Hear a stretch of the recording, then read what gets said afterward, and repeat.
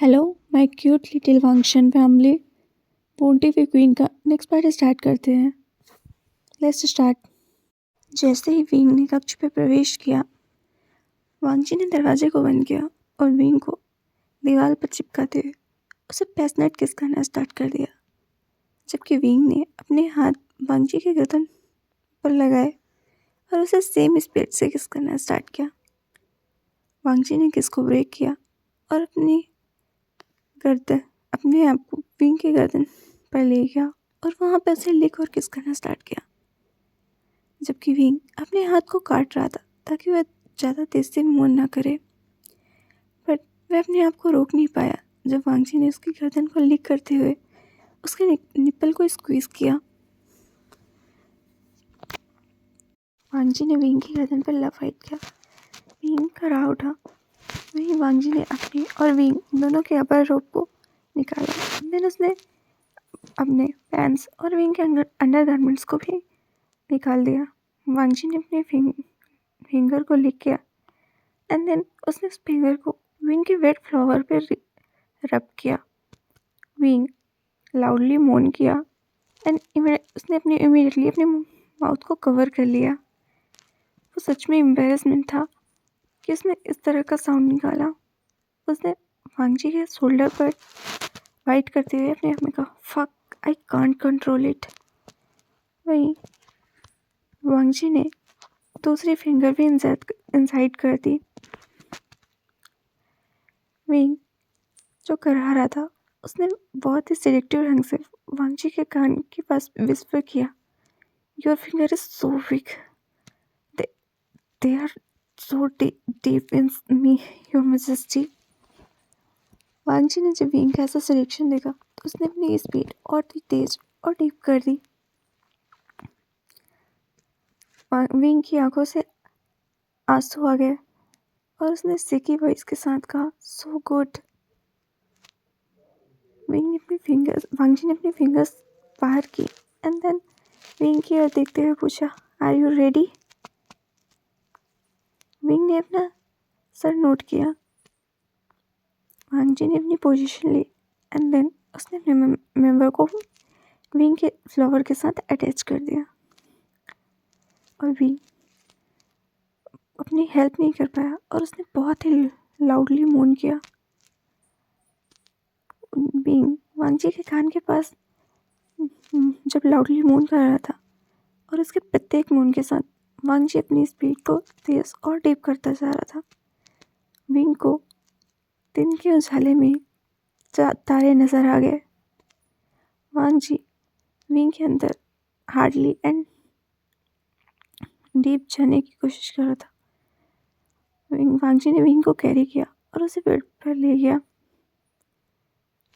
उसकी पोजीशन अभी विंग के अंदर ही थी और फिर विंग के अंदर बहुत डीप था, जैसे विंग अपनी मदद नहीं कर रहा था पा रहा था और वह प्लेजर के कारण बस रो रहा था।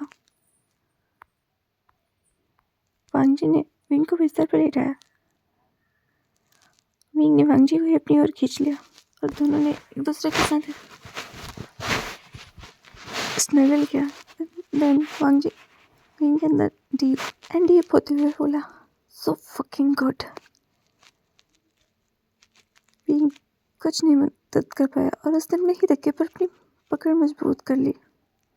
वहीं कमरे के बाहर चिंग कमरे से 100 फीट दूर की डिस्टेंस पर खड़ा था और अपने आप में हर पल एम्बैरेसमेंट हो रहा था और बोल रहा था, मैं जानता हूँ कि किंग बेड पर बहुत अच्छा है, बट प्लीज़ कंकरवाइन विंग अपनी आवाज़ धीरे करिए। मैं सच में बहुत एम्बैरेसिंग महसूस कर रहा हूँ और मैं इस नॉब को छोड़ भी नहीं सकता क्योंकि मैं किंग का बॉडीगार्ड हूँ और किंग मुझे बहुत अच्छी सैलरी दे रहे हैं।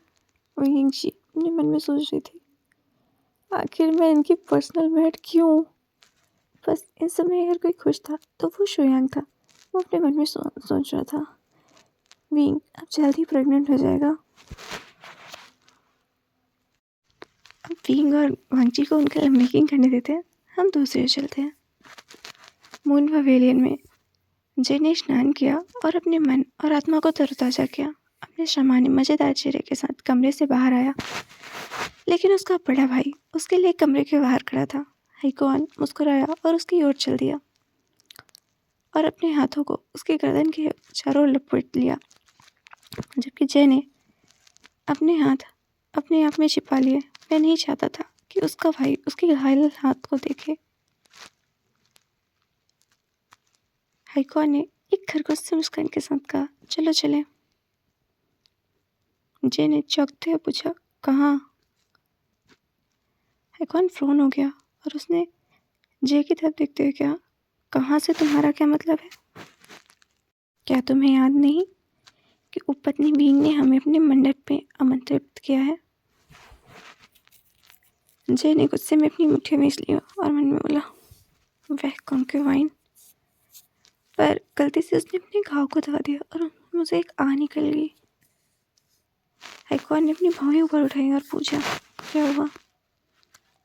जय ने एक मुस्कुराहट के साथ कहा, ओह ये कुछ नहीं है। फिर जय ने कोल्ड टोन में कहा, वैसे मैं नहीं आ रहा। हाइकुआन ने गहरी सांस लेते हुए कहा, मैं जानता हूँ कि तुम बींग को पसंद नहीं करते, लेकिन यकीन मानो मुझे भी पसंद नहीं है। जय ने अपनी भौहें उठाते हुए कहा, सचमुच?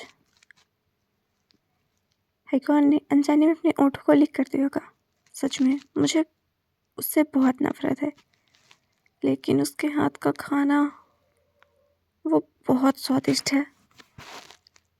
फिर उसने एक बार जय की ओर देखा और कहा, और मुझे यकीन है कि पिताजी भी अपने मंडप में न जाकर उसके मंडप में ही जाएंगे, और अगर हम नहीं जाएंगे तो हमारी छवि अच्छी नहीं बनेगी।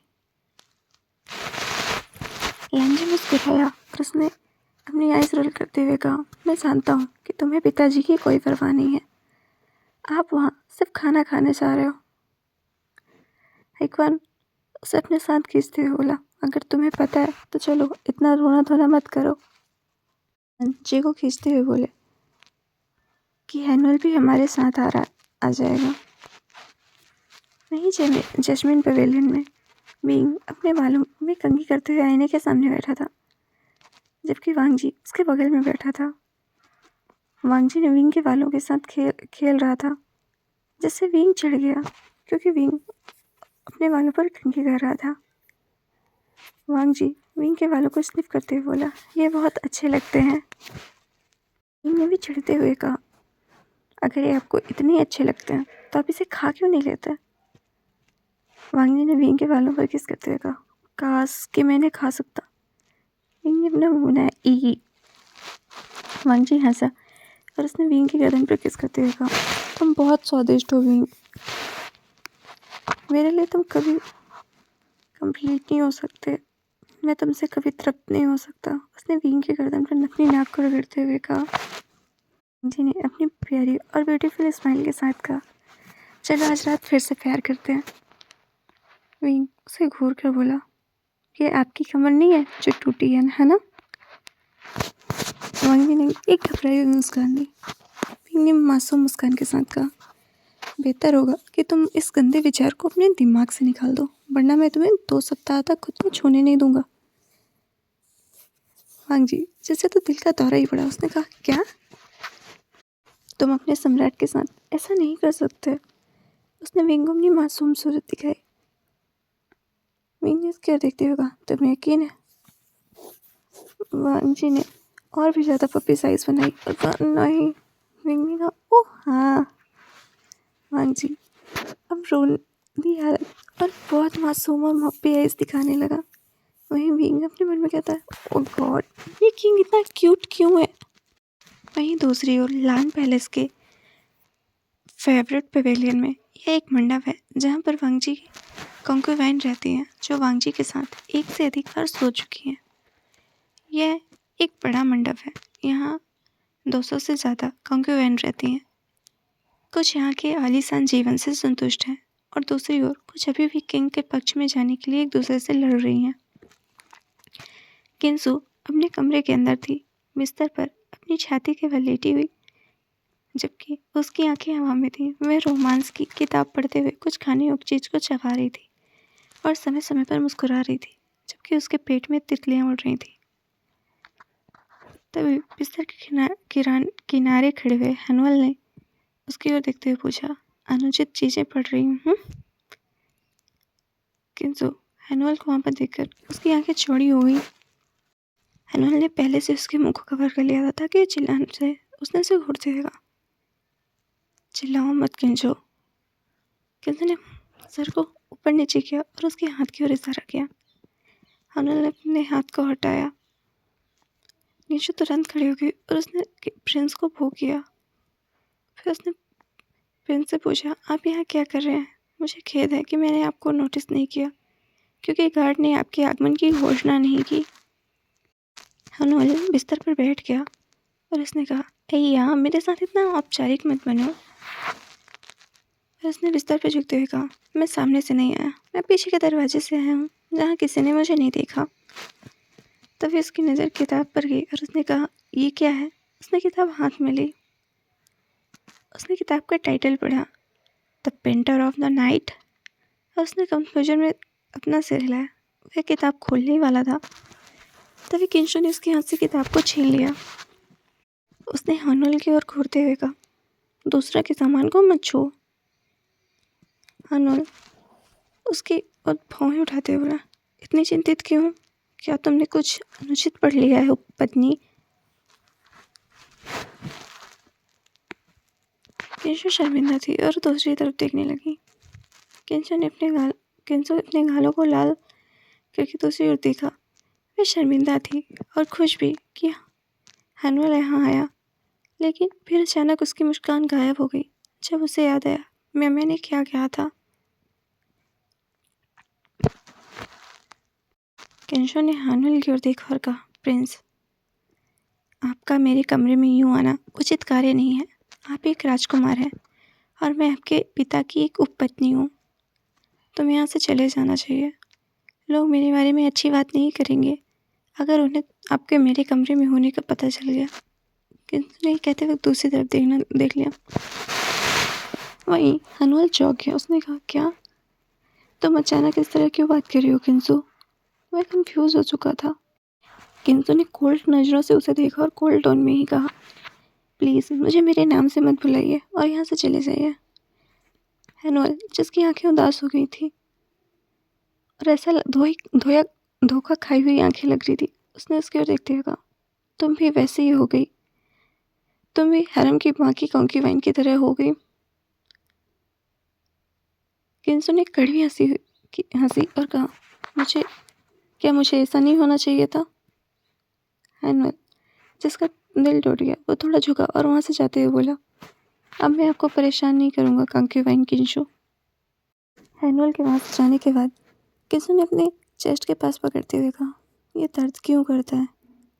उसने बिस्तर पर बैठते हुए कहा, मैंने यह सब कुछ सबके अच्छे के लिए किया है, मुझे बुरा नहीं लगना चाहिए। उसकी आंखों में आंसू जमा हो गए थे। इधर बाहर रास्ते पे हनवल गाड़ी में चढ़ गया और उदास होकर एक तरफ बैठ गया, जबकि हाइक्वान उसे भ्रमित भाव से देख रहा था क्योंकि हनवल कभी भी उदास होकर हाइक्वान के सामने नहीं रहता, भले ही वह उदास हो। वह हमेशा मुस्कुराता रहता है। हनवल छोटी सी खिड़की से बाहर देख रहा था क्योंकि वह उदास था। तभी हाइक्वान ने उससे पूछा, क्या तुम ठीक हो हनवल? हनवल ने कोई जवाब नहीं दिया, पर तभी जे ने कहा, इसके साथ क्या हो सकता है? उसने व्यंग्यात्मक लहजे में कहा, ये भूल गया होगा कि आप कौन है। हाइक्वान ने जे को घूरा। जे ने अपनी राइज रोल की। वहीं हाइक्वान ने हनवल को देखते हुए अपने मन में कहा, मुझे लगता है कुछ तो ठीक नहीं है। जबकि हनवल पूरे रास्ते चुप रहा। वहीं दूसरी ओर रॉयल अकादमी में युवान एजेंट को अपने साथ घसीटते हुए ले जा रहा था और एजेंट अपनी यहाँ भरते हुए अपने मन में सोचा, एक बार इसके साथ जाना गलती थी। युवान हंसते हुए बोला, आपको आइन के द्वारा बनाया भोजन पसंद आएगा, वो बहुत अच्छा खाना बनाता है। वहीं एजेंट ने हल्की मुस्कान के साथ कहा, ये ऐसी चीज़ है जिसे मैं नज़रअंदाज नहीं कर सकता, वह बाकी बहुत अच्छा खाना बनाते हैं। जबकि इधर तेजी पवेलियन में सिजोई अपने हाथ में सिक्के के साथ खेल रहा था। वह शांति से अपने बिस्तर पर बैठा हुआ था और सोच रहा था कि उसे जैस्मिन पवेलियन में जाना चाहिए या नहीं। लेकिन अगर वह यहाँ रहने वाला है तो वह बिंग के साथ संबंध कैसे बनाएगा? उसने मुस्कुराहट के साथ कहा, यदि मेरे उसके साथ अच्छे संबंध रहे तो उपपत्नी बिंग भविष्य में मददगार साबित होंगी। लगता है पिताजी उस पर बहुत एहसान करते हैं। मैंने आप सबसे कहा था ना कि यह मासूम और शांत लगता है, लेकिन अंदर से बहुत धूर्त लोमड़ी है। इसे विंग से कोई प्यार या परवाह नहीं है। वह सिर्फ अपने भविष्य के बारे में सोच रहा है। वह अन्य भाइयों की तरह बिल्कुल मूर्ख नहीं है।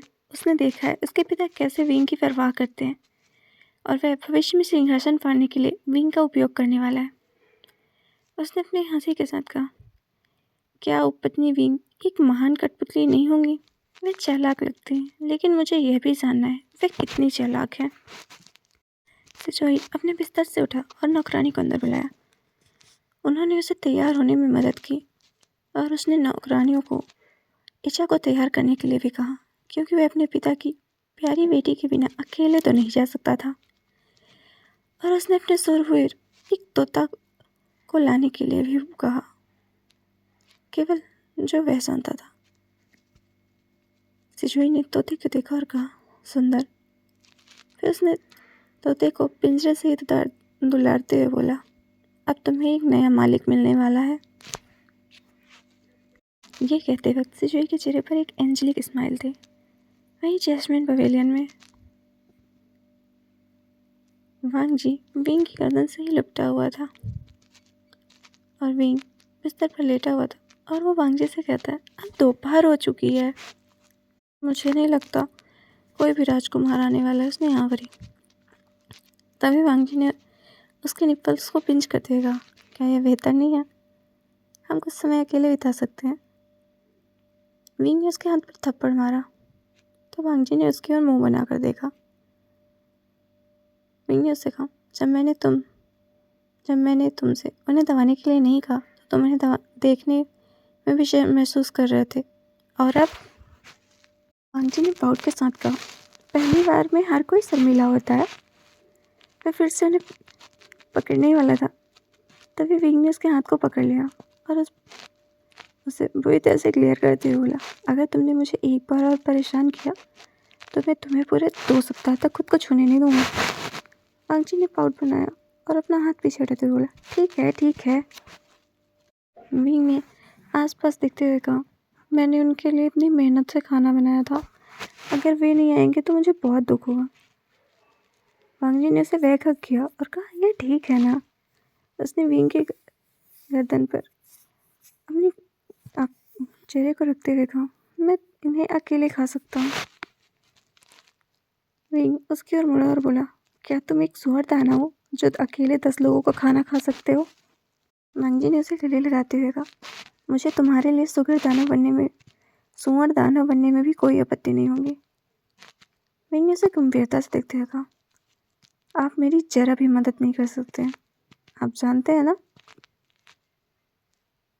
वांग जी अचानक उसके ऊपर है और उसने मोहक ढंग से कहा, क्या आप चाहते हैं कि मैं आपको इसी तरह से आपकी मदद करूं? विंग ने अपना मुंह बनाया और कहा, क्या मैं आपको किक कर सकता हूँ? वांग जी ने उसकी ओर देखते हुए कहा, नहीं, तुम ऐसा नहीं कर सकते प्रिय, मैं सम्राट हूँ आखिरकार।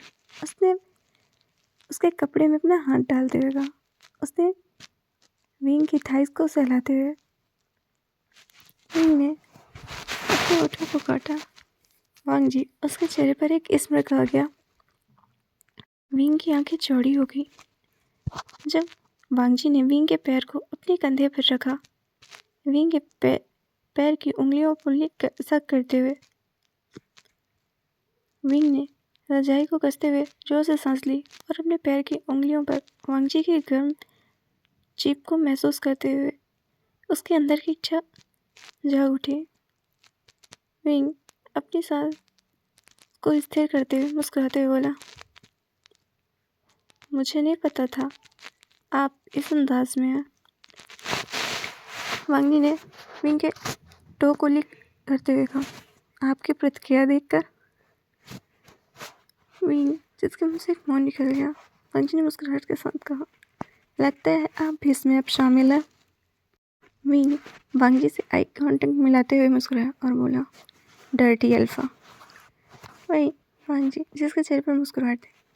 इससे पहले कि वांग जी कोई गंभीर कार्रवाई कर पाता तो उन्होंने एक दस्तक सुनी और वांग जी सामान्य रूप से बिस्तर पर बैठ गया, जबकि विंग वास्तव में चिढ़ गया था।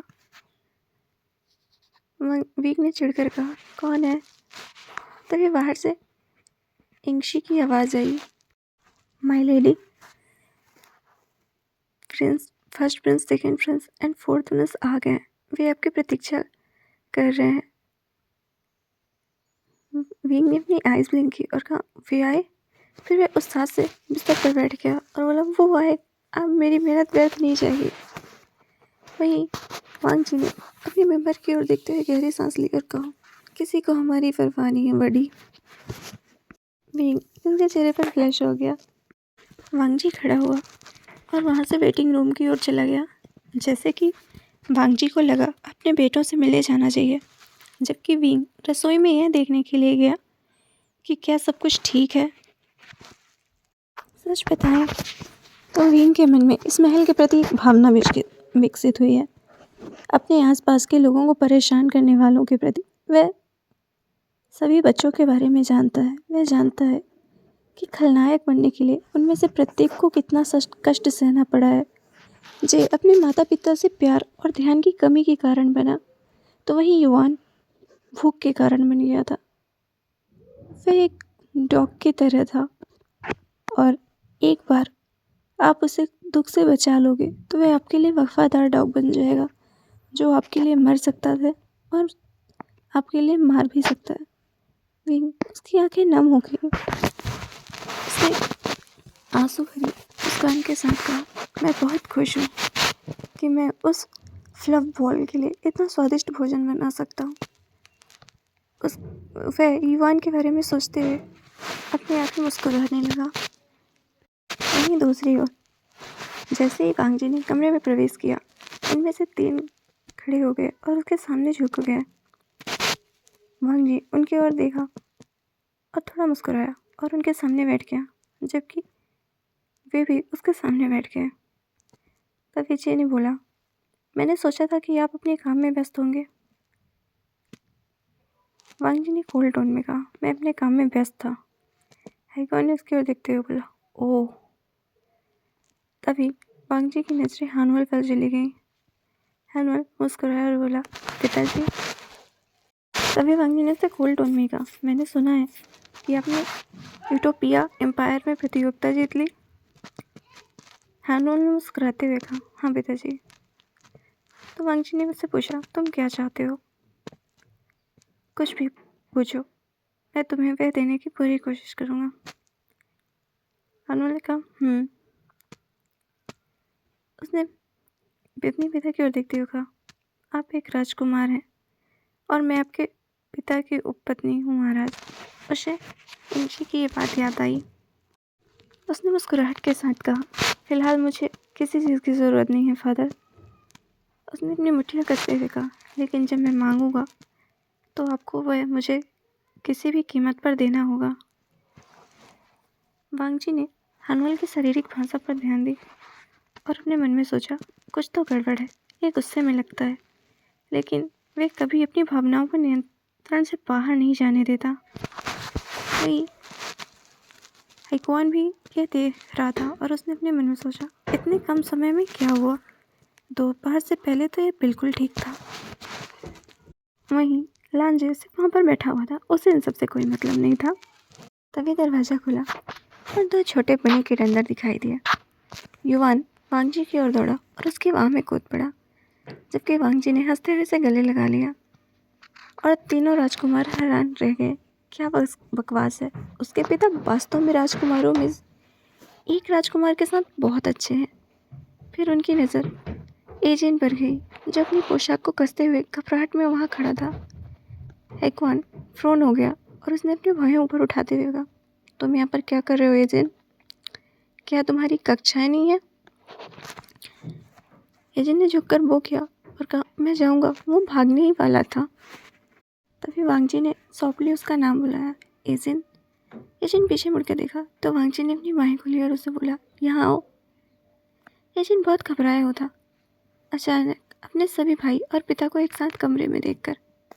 वह एक ओमेगा है जिसके कमरे में 5 अल्फा मौजूद हैं।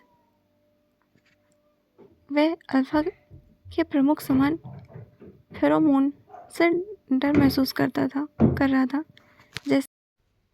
जैसे ही वांगची ने उसे धीरे से पुकारा, वह वांगची की ओर चला और उसके बगल में खड़ा हो गया। लेकिन फिर वांगची ने उसे कमर से पकड़ लिया और अपने बगल में बैठा लिया। एजेंट ने शर्मिंदगी से अपनी उंगलियों से खेलता हुआ। वहीं हेगवान ने अपनी आइज रोल की तो वांगची ने कोल्ड टोन में पूछा, क्या है? हेगवान ने ही कोल्ड टोन में उत्तर दिया, आप इनके प्रति इतना स्नेह क्यों दिखा रहे हैं? लेकिन हमारे समय में तो आप हमारे जन्मदिन पर भी हमसे मिलने नहीं आते थे। क्या हम आपके बेटे नहीं हैं? जैसे ही हेगवान ने गुस्से में झपका, हनुअल ने उसका हाथ पकड़ लिया और उसे रोकते हुए बोला, कौन? उसने तो अपना सर थोड़ा नीचे करते हुए बोला, पिता से इस तरह बात मत करो। पिताजी, मैं इसकी तरफ से आपसे माफ़ी मांगता हूँ। तभी जे ने भी एरोगेंटली कहा, आप माफ़ी क्यों मांग रहे हैं? इन्होंने जो कहा वह सच है। वांगजी उन दोनों की ऐसी बातें सुनकर स्पीचलेस रह गया। वांगजी ने अपना सर झुकाते हुए कहा, तुम लोग इतने बड़े नहीं हो गए हो कि मैं तुम्हें लाड प्यार ना कर सकूं। उसने एक स्नेह भरी मुस्कान दी और उनकी ओर देखते हुए कहा, क्या तुम चाहते हो कि मैं तुम तीनों को गले लगाऊं? जो शौक होकर अपने पिता को देख रहा था, वहीं हेगवान ने वांगजी की ओर देखते हुए पूछा, क्या आप गंभीर हैं? वांगजी ने सीरियस होते हुए कहा, क्या मैं ऐसा लग रहा हूँ कि मैं मजाक कर रहा हूँ? वहीं जे ने कहा, अगर आप हमें गले लगाने वाले हैं तो मैं उस लिस्ट में पहले नंबर पर हूँ। उसके गाल लाल हो गए। जे अपने इस रिएक्शन पर खुद ही शर्मिंदा हो गया। वहीं वांगजी उसका ऐसा रिएक्शन देखकर उसे हंसी आ गई, पर हेगवान फ्रोन हो गया। उसने कहा, तुम क्यों? मैं इनकी पहली संतान हूँ तो मुझे पहला स्थान पर होना चाहिए। उसने जे को घूरते हुए कहा। तभी बीच में हनुअल ने कहा, I'm सॉरी पर मैं सबसे ज़्यादा ब्रिलियंट हूँ, इसलिए मैं प्रथम हूँ। वह मुस्कुराए। वे सभी एक दूसरे से झगड़ने लगे, जबकि 2 छोटे राजकुमार अपने भाइयों को अजीब और भ्रमित भाव से देख रहे थे। जबकि वांगजी के चेहरे पर एक उदास मुस्कान थी। वह यह महसूस करते हुए कि उसके बच्चे वास्तव में उसके प्यार के लिए कितना तरस रहे हैं। उसने अपने मन में ही कहा, मदर, मैंने आपसे वादा किया था कि मैं पूर्व सम्राट जैसा नहीं बनूंगा, लेकिन मुझे लगता है कि मैं पहले से ही एक हूँ। वह दुख से मुस्कुराया। इधर विंग की तरफ, विंग ने सभी बर्तन सजाने के बाद अपने कमरे में अपनी पोशाक बदलने के लिए आया, क्योंकि उसकी पोशाक रसोई में गंदी हो गई थी। विंग ने फ्रेश होकर क्रिस्टल हैंगवॉक का एक नया सूट पहना, जिसमें छोटे फूल कढ़ाई किए गए थे। लेकिन फिर उद्घोषक ने तीसरे राजकुमार के आने की घोषणा की। विंग ने कंफ्यूजन में अपना सिर झुकाया, न जाने क्यों अचानक वह उसके कमरे में है। विंग ने वो किया, प्रिंस से जोई उसके चेहरे पर मुस्कान दी। उसने मुस्कुराते हुए विंग से कहा, आप बहुत खूबसूरत लग रहे हो पत्नी विंग। विंग ने उसे अजीब नज़रों से देखा और अपने मन में सोचा, व्यवहार में अचानक आए इस परिवर्तन का क्या कारण है? सिजोई ने मुस्कुराते हुए कहा, मुझे पता है आप मेरे आने के बारे में सोच रहे होंगे। विंग ने कहा, हाँ, मैं यही सोच रहा हूँ। सिजोई ने अपने पीछे से एक पिंजरा बाहर निकालते हुए कहा, मैं वास्तव में तुम्हें आपको यह उपहार देने आया हूँ, मेरी बहन की देखभाल करने के लिए। विंग ने अपनी भौहें ऊपर उठाते हुए पूछी, तोता? सिजोई ने मुस्कुराते हुए कहा, आप इसे स्वीकार कर लीजिए। उसने पिंजरे को ज़मीन में रखा और कहा, मुझे उम्मीद है कि आपको यह पसंद आएगा। सिजोई वहाँ से जाने ही वाला था, तभी विंग ने कहा, हाँ, मुझे तोते बहुत पसंद हैं क्योंकि ये बहुत अच्छे कठपुतली है। ये सब कुछ करते हैं जो हम इन्हें सिखाते हैं, ये सब कुछ हमारे कार्यों से करते हैं, बिल्कुल किसी आदर्श कठपुतली गुड़िया की तरह। लेकिन प्रिंस, आपको याद रखना चाहिए कि कठपुतली तोता और आपके सेकंड मंदिर एक समान नहीं है। उसने पिंजरे का दरवाज़ा खोल दिया। वहीं सिजोई की आंखें चौड़ी हो गईं। विंग ने तोते को अपने हाथ में लिया और कहा, मेरे साथ ऐसा मत करो प्रिंस, क्योंकि मैं आपकी माँ हूँ और मैं कभी भी तुम्हारा बुरा नहीं चाहूँगा। सिजुई हंसा और उसने पीछे देखा। उसने विंग को अपनी मासूमियत भरी मुस्कान दी और वहाँ से जाते हुए बोला, मुझे अब यहाँ से जाना चाहिए सेकंड मदर। विंग ने उसे जाने की परमिशन दी तो वो वहाँ से चला गया। विंग ने तोते को देखा और कहा, ये तोता मुझे याद है, यह 2 साल बाद सिजुई का एक वफादार पालतू जानवर बन जाएगा, लेकिन इसने मुझे क्यों दिया इसे। यह तोता अपने पंजे में जहर लेता था और लोगों को इंजेक्शन देकर हवा में इशारा कर देता था। यह सांप से भी ज़्यादा जहरीला होता है। सिजुई ने इस अपने तोते का इस्तेमाल किया क्योंकि वह हानि रहित लगता है और कोई भी कभी नहीं सोचता कि एक तोते में वास्तव में जहर हो सकता है। किसी का शक सिजुई की ओर नहीं गया सिवाय उसके। यह लड़का सचमुच बहुत चालाक है, विंग ने तोते की ओर देखते हुए सोचा। फिर उसने तोते की ओर देखते हुए कहा, तुम बहुत सुंदर हो, तो चलो तुम्हें एक नाम देते हैं, सुंदरी। उसने मुस्कुराया और उसका नाम रखा। सुंदरी विंग के हाथ पर आकर बैठ गई। विंग ने उस तोते की ओर देखा और अपने मन में कहा, क्या कोई कहेगा कि सिजुई ने इस तोते का उपयोग करके 100 से अधिक लोगों को मार डाला था। वहीं सुंदरी विंग को बहुत मासूमियत से देख रहा था। विंग ने चकल किया। वहीं दूसरी ओर वांगजी खड़ा हुआ था और उसने अपना हाथ फैलाया, जबकि उसके बेटे उसे भ्रमित भाव से देख रहे थे। लेकिन यह एहसास होने के बाद कि उन्हें अपने फादर पर कुछ से प्यार मिल रहा है, वे एक खरगोश के बच्चे की तरह अपने फादर के पास कूदने में 1 सेकंड भी नहीं लगा। हानुअल ने वांगजी की एक बाँह को गले लगाया, वहीं हाइक्वान ने दूसरी बाँह को गले लगाया। जे ने उसे सामने से गले लगाया। वांगजी मुस्कुराया और अपने तीनों बेटों के चारों ओर अपना हाथ फैला लपेटा। वहीं एजिन और युवान ने एक दूसरे को गले लगाया। युवान ने नाटकीय ढंग से एजिन को गले लगाते हुए कहा, चिंता मत करो भाई, तुम्हारे पास मैं हूँ गले लगाने को। वहीं नाटकीय ढंग से एजिन ने कहा, और तुम्हारे पास मैं हूँ। जे ने उन दोनों को देखा और कहा, ड्रामेटिक बिच। वहीं हानुअल हंसा और उसने उन दोनों से कहा, मुझे लगता है कि तुम दोनों बच्चे पिताजी के पैरों को गले लगा सकते हो। एजिन ने वांगजी के एक पैर को पकड़ लिया, वहीं युवान ने उसके दूसरे पैर को पकड़ लिया। तो वांगजी ने कहा, अब तो मुझे अजीब लग रहा है, मुझे छोड़ दो। मैं तुम सबको अपनी कक्षाएं बंक करने के लिए माफ़ कर सकता हूँ। सभी ने वांगजी को छोड़ दिया। तभी हाइक्वान ने कहा, मैं पहले ही रॉयल अकेडमी से स्नातक हो चुका हूँ पिताजी। तभी वांगजी ने भी उसे कहा, लेकिन आप अभी भी पढ़ाई कर रहे हैं ना। तभी हाइक्वान बड़बड़ाया, यह तो बस माँ मुझे मजबूर कर रही है।